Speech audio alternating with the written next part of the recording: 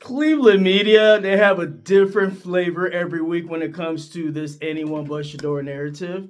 They literally have a different quarterback every week. They're circling the wagon back with Deshaun Watson.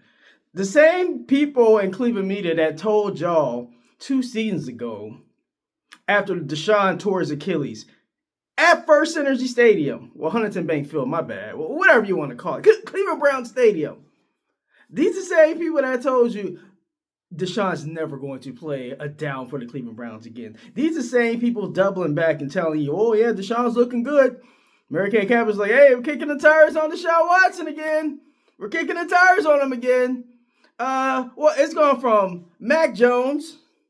It's gone from Mac Jones to Malik Willis to maybe Kirk Cousins. Maybe it's Deshaun. Or maybe it's the reincarnation of Santa Claus. I don't know. It seems like it's a different quarterback every week that's going to supplant Shador Sanders as QB1 for the Cleveland Browns. I mean, it's just mind-boggling. It started from, early last season. Middle of the season, they're like, whoa, they're trying to talk about college quarterbacks. They all fell by the wayside. It's supposed to be K.A. Klubnik. Supposed to be Arch Manning if he came out. Supposed to be all these guys, Trinidad Chambliss. He'd rather go back to school at Ole Miss than go to the NFL. Y'all really want that guy? I'm just saying, man, all these names, Carson Beck, all these names are just names. They're not Shador Sanders, okay? And the people that are banking on Deshaun Watson, when the last time Deshaun Watson was good? Okay, when the last time Deshaun Watson threw for 300 yards? Shador threw for 300 yards last year. Y'all want Deshaun Watson? I remember the same people on UCSS. They were trying to harp that, hey, Deshaun didn't have one game that he threw for 300 yards. Not one game. These were the same people on that platform that were dogging Deshaun. Can we get one 300-yard game? Oh, everybody's talking about everybody was talking about the second half of the Baltimore game. We were talking about that incessantly. And Deshaun Watson's back because of that. Oh, now y'all doing a complete 180. You guys are like, yeah, that's the guy right there because y'all have this anti-Shedeur Sanders narrative. Y'all really kicking the tires on somebody that has not been good. I have not seen Deshaun Watson be good in a Cleveland Browns uniform. He was 9-10 as a starter. Pretty much the same win percentage as Shador Sanders, except Shador is a rookie. And Deshaun Watson led the league in passing in 2020, but in 16 games, he won one more game than Shador won last year. I was going to say the Tennessee Titans. The Houston Texans were 4-12. Sure. Deshaun Watson threw for almost 5,000 yards a year. It was a lot in garbage time. So the last time he was actually good at meaningful football was actually 2019. So if my math is correct, that's almost 7 years ago. So y'all just stay in the Cleveland media, legacy media. I'm mainly talking about Cleveland legacy media. I'm not really talking about national media. I'm talking about the Mary Kay Cabot's of the world, the Jason Lloyd who have in a thumbnail. those type of guys. Tony Grossi, these type of guys that have been just regurgitating this nonsense.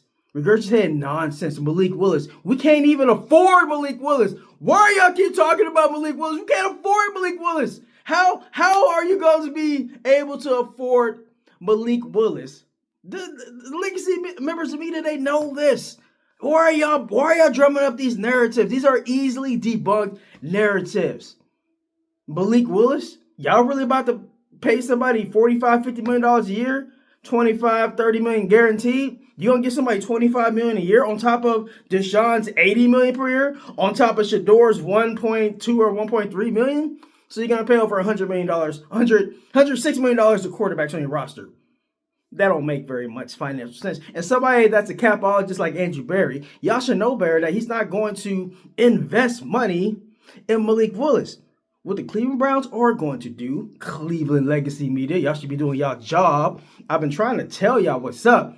Shador and Deshaun Watson, they're going to be 1 and 2 on the roster. It's probably going to be Shador QB1, Deshaun QB2, just because you have a veteran on the roster. That third spot, I'm trying to tell y'all, man, they're going to trade away Dylan Gabriel. I'm tired of being right. I was right all last year. I'm the guy that told y'all in the summertime that Shador was the best athlete with the best quarterback on the roster, and that eventually he's going to move up to QB1. I said that back like last August. And everybody was laughing at me. Oh, he's QB4. Yeah, that's funny, KSK. You being a Glazer. Are you on Coach Prime's payroll? People was actually saying that type of nonsense. But anyways, fast forward to now. Now the narrative is, a quarterback that finished QB1 on the roster last year. Somehow he has to beat out everybody. But if somebody like Malik Willis came in, you automatically give him the QB1 spot. That makes zero freaking sense. By that logic applied, then Deshaun Watson should be the number one quarterback by that same logic. These legacy members of media, they're obtuse and dense. They don't actually think stuff out before they say it. They just say it. I hope it sticks. Okay? You're being purposely obtuse and dense. By that same narrative, Deshaun Watson should be the unequivocal QB1. See how these people there be doing 180s. 180. You talking about Malik Willis. You're paying him $25 million. He should be the number one. That makes zero sense if you have Deshaun Watson on the same team making $80 million. See how these narratives just fall by the wayside, just with a little bit of slight pressure. Okay? Legacy media in Cleveland. I'm going to talk straight to y'all. Shedeur is going to be QB1. Just as what it is. They're going to bring in another quarterback. It's not going to be the quarterback y'all think. I think they're going to draft a quarterback in the middle rounds that Todd Monken likes. Okay? It could be a Carson Beck. He worked with him in Georgia. I'm telling you, man. It seems crazy, but do not be surprised if the quarterback room in Cleveland is Shedeur, Deshaun, and Carson Beck as your third developmental quarterback. You heard it here first. Anyways, KSK Sports rolling now. Cleveland Legacy Media. Y'all need to do a little bit better. Y'all, merry-go-round of these quarterbacks. It's a different quarterback every week. Malik Willis one week. It's Kirk Cousins. It was Kirk Cousins last week. It was Malik Willis the week before that. Now, I don't know if they're going to double back on Kirk Cousins. I'm surprised they ain't kicking the tires on Mac Jones. It's going to be somebody. It's going to be anybody but Shedeur. Anybody but Shedeur, even though he beat two division rivals at the end of the year. I don't care what the numbers say. At the end of the day in history, it will go down that Shedeur in back-to-back games in the season, he beat two divisional opponents and the Pittsburgh Steelers and the Cincinnati Bengals. However you want to spice it. Oh, he didn't have great stats. Well, he had great stats against the Tennessee Titans and the defense gave up 31 points. So let's not play these semantic games. Please, let's not. We go tit for tat here. But anyways, KSK Sports rolling out. Like and subscribe on YouTube. And I just like the video on Facebook. I'm losing some followers on Facebook because I'm being like super real over there. And I don't care. Maybe it's people that I needed to drop. I don't really care. Anyways, I'm rolling out. Peace.